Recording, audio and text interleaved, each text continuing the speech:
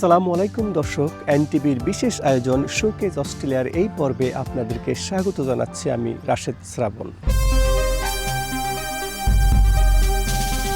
আজকের এই পর্বে আমরা আপনাদেরকে নিয়ে যাচ্ছি অস্ট্রেলিয়ার ভ্রমণ, প্রকৃতি, প্রবাস আর কমিউনিটির এক দারুণ যাত্রায়। দর্শক, প্রথমে আমরা দেখে আসি সাবলাইম লুকআউট নিয়ে বিশেষ প্রতিবেদন, যেখানে প্রকৃতি, পাহাড় আর চোখ জোড়ানো ল্যান্ডস্কেপ আপনাকে মুগ্ধ করবেই। দর্শক, আজ আমি উঠে এসেছি এক অসাধারণ জায়গায়, সাবলাইম পয়েন্ট লুকআউট। পাহাড়ের চূড়ায় দাঁড়িয়ে যখন নিচের দিকে তাকালাম, মনে হলো প্রকৃতি যেন এক বিশাল ক্যানভাসে আঁকা শান্তির ছবি। নীল সমুদ্র, খোলা আকাশ আর দূরে পাহাড়ের রেখা, সব মিলিয়ে এক অসাধারণ স্পট। দর্শক, এই লুকআউটটা শুধু একটা ভিউ পয়েন্ট না, এটা একটা কমপ্লিট প্যানোরামিক এক্সপিরিয়েন্স। একদিকে বিশাল সমুদ্রের দিগন্ত, অন্যদিকে সবুজ বন আর পাহাড়ের গভীরতা, যেন প্রকৃতি একসাথে সব সৌন্দর্য সাজিয়ে রেখেছে এখানে দাঁড়িয়ে মনে হয় শুধু চোখ নয়, মনটাও রিফ্রেশ হয়ে যায়। আমি এখন এক পাশ থেকে অন্য পাশে হেঁটে যাচ্ছি, চারদিকে হালকা বাতাস আর নিচে একটা বিশাল ভিউ। এই জায়গাটা ফ্যামিলি ফ্রেন্ডলি, নিরাপদ, সুন্দর আর উইকেন্ডের গেটওয়ের জন্য পারফেক্ট একটা স্পট। অনেকে ছোট ছোট বাচ্চাদের নিয়ে এসেছেন কোয়ালিটি টাইম কাটাতে।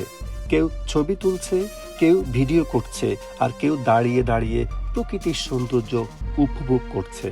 এই দৃশ্যগুলো দেখে বোঝা যায় সিডনি থেকে একটু দূরে এমন এক জায়গা সত্যি শান্তির আর আনন্দের জন্য। বাচ্চাদের হাসি আর বড়দের আড্ডা, একটা সুন্দর পারিবারিক মুহূর্ত। এই ধরনের জায়গা আসলে সম্পর্কগুলোকে আরো কাছাকাছি নিয়ে আসে। এই লুকআউটের খুব একটা ভালো দিক হলো এখানে সুন্দরভাবে প্রত্যেকটা ইনফরমেশন বোর্ডে দেওয়া আছে, যেখানে পুরো এরিয়ার ম্যাপ, ওয়াকিং ট্র্যাক এবং আশপাশের জায়গাগুলোর গাইডলাইনে লেখা আছে, যা প্রথমবার যারা আসবেন তাদের জন্য খুব হেল্পফুল হবে। প্রকৃতির এই সৌন্দর্য দেখতে দেখতে মনে হয় কিছু জায়গা শুধু চোখে নয়, মনেও গেঁথে যায়।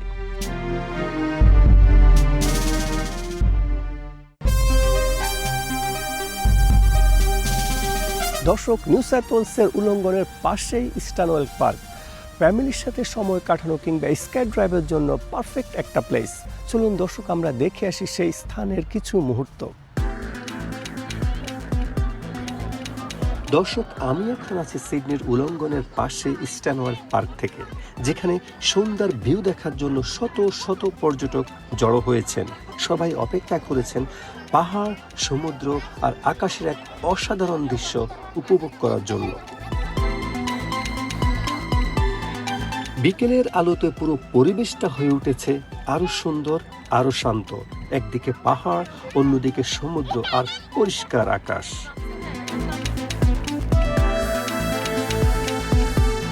পর্যটকদের মধ্যে অনেকে পরিবার নিয়ে এসেছেন বাচ্চাদের নিয়ে। কেউ ছবি তুলছে, কেউ ভিডিও করছে, আর কেউ শুধু দাঁড়িয়ে ভিউটা উপভোগ করছে। এটা সুন্দর উইকেন্ড মুড পুরো জায়গাটায় জুড়ে। স্টানওয়েল পার্কের সবচেয়ে পরিচিত হ্যাং গ্লাইডিং এর জন্য। এখানে দেখা যাচ্ছে কয়েকজন অ্যাডভেঞ্চার প্রেমী উড়ার প্রস্তুতি নিচ্ছেন। গিয়ার সেট আপ, নিরাপত্তা চেক আর টেক অফের প্রস্তুতি চলছে। আর আমি আজ সম্পূর্ণভাবে ক্যাপচার করেছি সেই মুহূর্ত। হ্যাং গ্লাইডার আকাশ উড়ে গেল, নিচে সমুদ্র, দৃশ্যটা ছিল সত্যি দারুণ। আজ অস্ট্রেলিয়ান ডে থাকা এখানে দর্শনার্থীদের সংখ্যা ছিল আরো অনেক বেশি। পুরো জায়গাটায় ছিল এক উৎসবের আমেজ।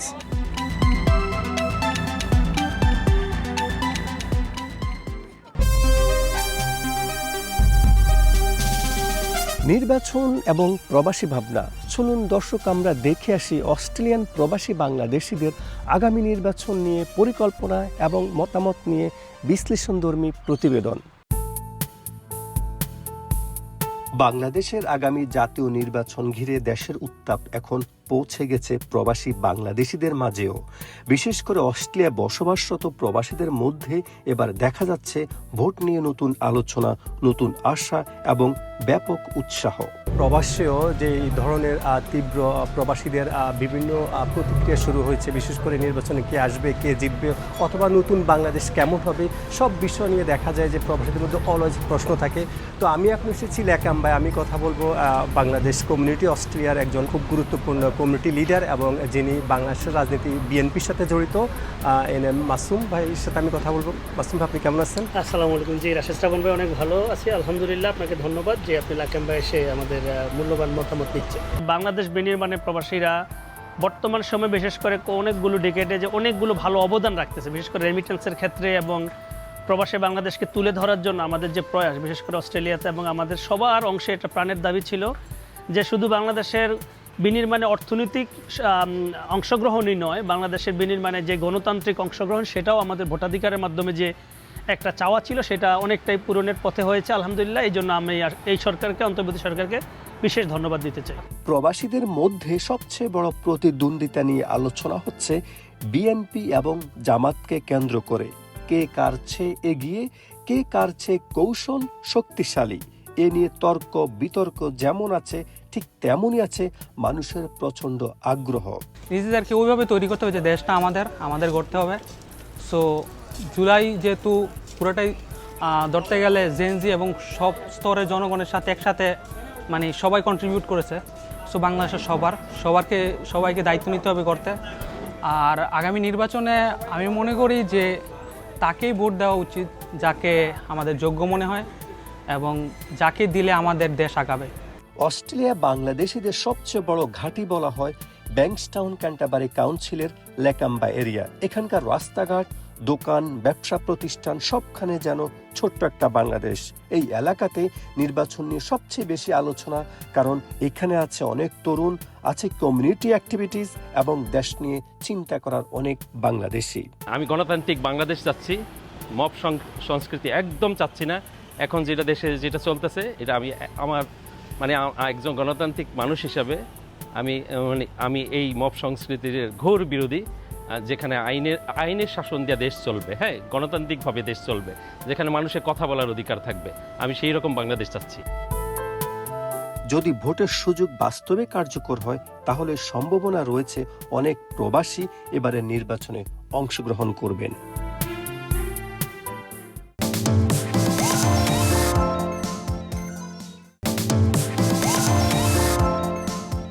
দর্শক, অস্ট্রেলিয়ার সিডনির ল্যাকাম্বা বাংলাদেশিদের জন্য লিটল বাংলাদেশ হিসেবে পরিচিত। এখানকার হালাল খাবার, ফুড কোয়ালিটি, কাস্টমার সার্ভিস নিয়ে চলুন দেখে আসি বিশ্লেষণধর্মী প্রতিবেদন। দর্শক, এই জায়গাটায় পা রাখলে মনে হয় আপনি অস্ট্রেলিয়ায় না, যেন এক টুকরো বাংলাদেশে চলে এসেছেন। এখানে রাস্তাঘাট, দোকানপাটের ব্যস্ততা, খাবারের গন্ধ সব মিলিয়ে ল্যাকাম্বা যেন প্রবাসী বাংলাদেশিদের নিজের জায়গা। দর্শক, আমি এখন দাঁড়িয়ে আছি বাংলাদেশিদের সবচেয়ে ব্যস্ততম এলাকা ল্যাকাম্বাতে, ল্যাকাম্বার হেলদিন স্টেটে, যেখানে মনে হবে যে এক টুকরো বাংলাদেশ। এখানে দোকানগুলোতে চলছে তীব্র প্রতিযোগিতা। কে ভালো বিরিয়ানি দিবে, কে ভালো কাচ্চি বানাবে, কে ফুচকা বা হালিম নিয়ে এগিয়ে আসবে। সবাই চেষ্টা করেছে প্রবাসীদের মন জিততে, আর প্রবাসীও খুঁজে পায় সেই পরিচিত স্বাদ, যেটা মনে করিয়ে দেয় নিজের শেকড়কে। সব থেকে ফেভারিট এবং স্পেশাল ডিশটা হলো ডাকাইয়া কাচ্চি বিরিয়ানি, যেটা আপনি অথেন্টিক আমাদের যে দেশের ডাকাইয়া কাচ্চি আছে সেম ফিলটা পাবেন ইনশাল্লাহ। এবং আরও অনেকগুলো আইটেম আছে, যে আপনি চেক করেন, ল্যামশেং বিরিয়ানি এবং বিফ খিচুড়ি, চিকেন কুচিরি, এবং স্পেশালি সম্পূর্ণ সিডনির মধ্যে টপ সেলিং হলো মহারাজা প্লেটার, যেটাতে আমরা নর্মালি একটা হোল চিকেন সাথে বিরিয়ানি রাইস সহ বিভিন্ন আইটেমের একটা ডালা থাকে। প্রাইসটা আসলেই খুবই স্বল্প। ধরুন যদি আপনি আমাদের মহারাজা প্ল্যাটারটা চেক করেন, ওইটার প্রাইস হলো $29.90। এই ল্যাকাম্বাতে শুধু রেস্টুরেন্ট নয়, এখানে আছে ভাতের হোটেল, কাঁচা বাজার, দেশি মশলা আর নানা রকম সবজি। রাস্তায় হাঁটতে হাঁটতে চোখে পড়বে চায়ের দোকানের আড্ডা, চা, সিঙ্গারা, মিষ্টি, দই, সবকিছু যেন বাংলাদেশের ছোট সংস্করণ। আমাদের প্রচুর মাছের আইটেম আছে, সেটা হলো ধরেন আমরা প্রায় 10-12 কেজির বোয়ালগুলি রান্না করি, তারপরে 2 কেজির ইলিশগুলি রান্না করি, তারপরে আমাদের পাখাইর আছে, প্রায় 25 থেকে 30 কেজির মোটামুটি ওই স্পেশালগুলিতে এগুলি থাকে। আর এভরিডে রুই মাছ, পাবদা মাছ, বারামান্ডি উইচ ইজ ভেটকি, এগুলি আছে। আমাদের ভর্তা, আমাদের অনেক সিলেকশনের ভর্তা, চিংড়ি, চেপা, বেগুন, আলু, ডাল ভর্তা, এগুলি আমাদের খুব ফেমাস। আমরা কথা বলেছি খুশবু রেস্টুরেন্টের সাথে। তারা জানিয়েছেন তারা সব সময় খাবারের কোয়ালিটি নিয়ে সচেতন, ফুড হ্যান্ডেলিং, প্রসেসিং, কমপ্লায়েন্স সবকিছু নিয়ম মেনে ফলো করেন। এই ধরনের উদ্যোগগুলো ল্যাকাম্বার ইমেজ দূরে রাখার জন্য গুরুত্বপূর্ণ। মানে আমাদের খুশবুতে আমরা হাইলি মেনটেন করি। আমাদের প্রিজার্ভের জন্য প্রচুর ইকুইপমেন্ট আছে, ফ্রিজ আছে, কুলরুম আছে, এগুলি মেনটেন করতে হয়, রেগুলার ওয়াশ করতে হয়। ফুড সম্বন্ধে জ্ঞান থাকতে, যে কত আওয়ার একটা ফুড বাইরে থাকতে পারে। সেফটি ইস্যুটা এটা হলো অনেকে ট্রেন থাকে না, অনেকে এটা নিয়ে রিসার্চ করে না।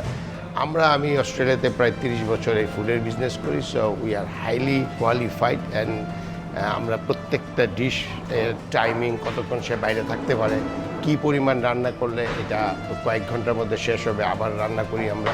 ল্যাকাম্বা শুধু খাবার না, এটা মানুষের আবেগের জায়গা। আমাদের ব্রেকফাস্ট অনেক ফেমাস, কারণ আমরা ব্রেকফাস্টে একদম ট্র্যাডিশনাল বাংলাদেশি ওয়েতে যে পরোটা বানানো হয়, ঘরের পরোটা, সেটা যে স্কোয়ার চারকোনা হাতে বানানো হয় পরোটা, সেটা আমাদের ভেরি স্পেশালিটি। অনেকে বলেছে কাস্টমার সার্ভিস ঠিকমতো পাওয়া যায় না, আবার অর্ডার দিতে দেরি হয়, আচরণও অনেক সময় প্রত্যাশিত হয় না। আর সবচেয়ে বড় অভিযোগ, দাম অনেক বেশি। প্রবাসীরা বলেছেন দেশি খাবার ঠিক আছে, কিন্তু দাম যেন অযৌক্তিক না হয়। এই আলোচনা এখন কমিউনিটির মধ্যে বেশ জোরালো। সবশেষে একটা কথাই বলতে হয়, দিনের শেষে আমাদের অনেকের আড্ডা, কেনাকাটা আর খাবারের ঠিকানা এই ল্যাকাম্বা। কারণ এই জায়গাটায় আসলে মনে হয় প্রবাস থেকেও আমরা এক টুকরো বাংলাদেশ খুঁজে পেয়েছি।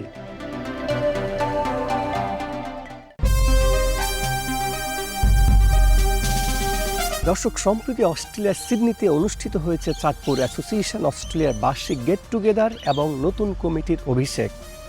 সংস্কৃতি, ঐক্য আর কমিউনিটির নতুন নেতৃত্বে প্রত্যাশাই ছিল এই অ্যাসোসিয়েশনের উদ্দেশ্য। চলুন দর্শক, আমরা দেখে আসি সেই অনুষ্ঠানের বিশেষ কিছু মুহূর্ত।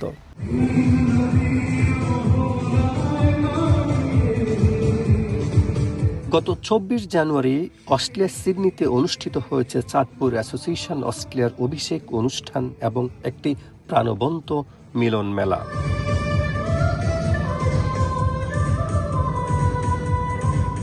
দিনব্যাপী এই আয়োজনটি ছিল প্রবাসী চাঁদপুরবাসীদের জন্য এক বিশেষ মিলন মেলা। একই ছাদের নিচে পরিবার, বন্ধু এবং কমিউনিটি মানুষের সাথে ভাগ করে নিয়েছে তাদের আনন্দ, স্মৃতি আর দেশের আবেগ। প্রবাসী থেকে আমরা আজকে এই মিলন মেলায় একত্রিত হতে পেরেছি, এটাই কিন্তু আমাদের সবচেয়ে বড় অর্জন। এই অনুষ্ঠানের মূল আকর্ষণ ছিল নতুন কমিটির অভিষেক ও সংগঠনকে পরিচিতি করে তোলার উদ্যোগ। অনুষ্ঠানের মাধ্যমে তুলে ধরা হয় চাঁদপুর অ্যাসোসিয়েশন অস্ট্রেলিয়ার লক্ষ্য, উদ্দেশ্য এবং ভবিষ্যৎ পরিকল্পনা। পুরো অনুষ্ঠানটি সুন্দরভাবে পরিচালনা করেন জেনারেল সেক্রেটারি, গীতিকার, সুরকার আরমান হোসেন ভুইয়া লাবলু। দর্শক, এই ছিল শোকেস অস্ট্রেলিয়ার আজকের আয়োজন। পরবর্তী পর্বে দেখা হবে নতুন কোনো গল্প, নতুন কোনো অভিজ্ঞতা নিয়ে। সেই পর্যন্ত ভালো থাকুন, সুস্থ থাকুন।